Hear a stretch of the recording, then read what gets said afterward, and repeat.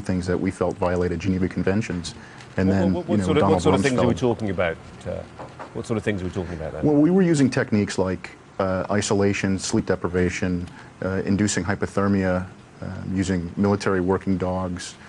We used strobe lights and loud music for sensory overload. These things are all violations of Geneva Conventions for enemy prisoners of war.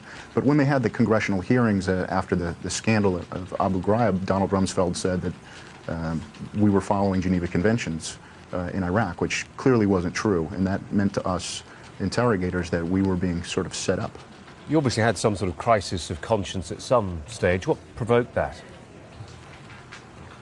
Well, we were having problems with this all along. We were having moral problems, but we were being told to use these techniques, and we believed they were legal because of the guidelines issued by the Pentagon. So if you're issued an order, and it's a legal order, you believe it to be a legal order, you have to follow it.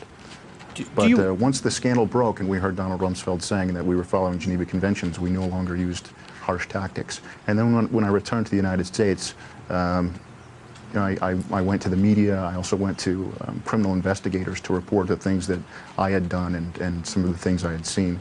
And I certainly saw much worse things than what I described to you. Units out there were interrogating detainees and breaking their bones. They were burning them.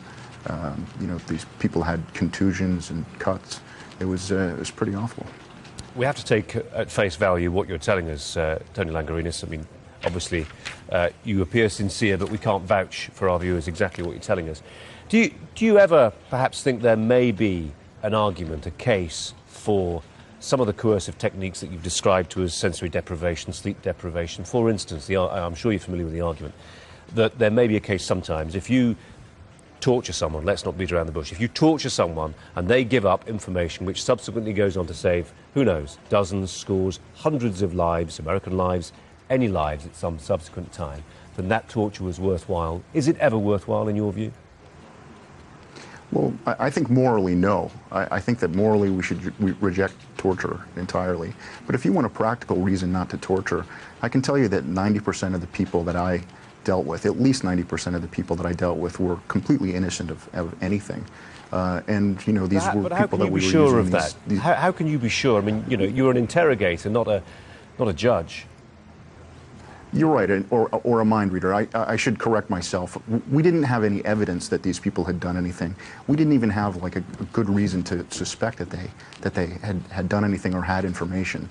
But there was a belief in Iraq that everyone knew who the insurgents were and had information that we could use to shut down the insurgency. So it sort of justified torturing everyone, and that's sort of what was happening.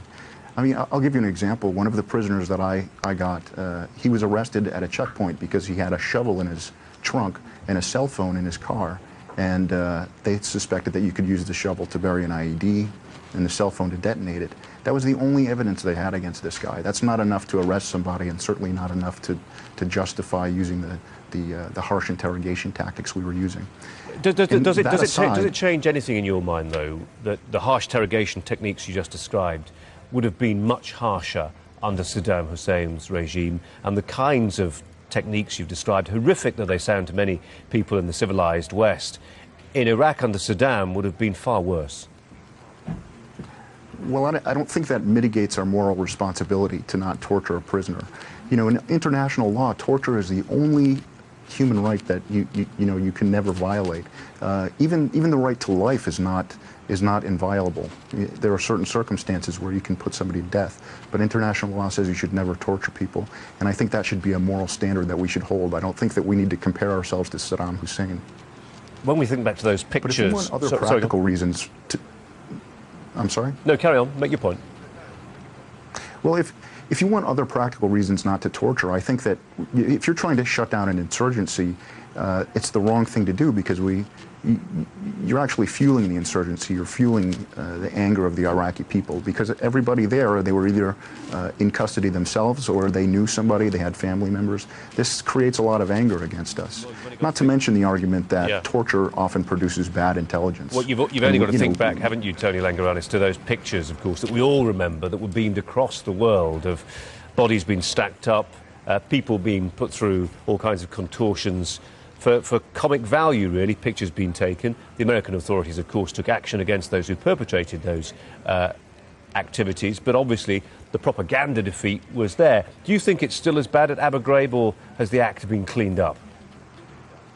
Well, actually, the Abu Ghraib got cleaned up almost immediately after the scandal, and continued to get cleaner and cleaner as the year that I was there went along.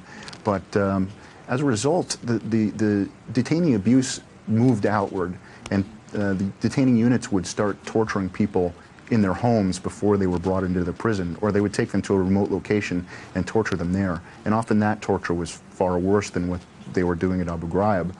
Well, I mean, Abu Ghraib was horrific, and it just became much more commonplace throughout Iraq, because they didn't believe that the interrogators in the prisons were going to be able to do their jobs.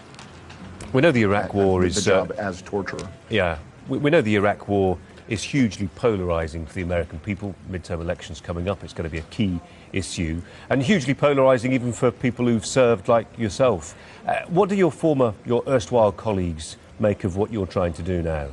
Do they consider you to be a traitor to the cause almost?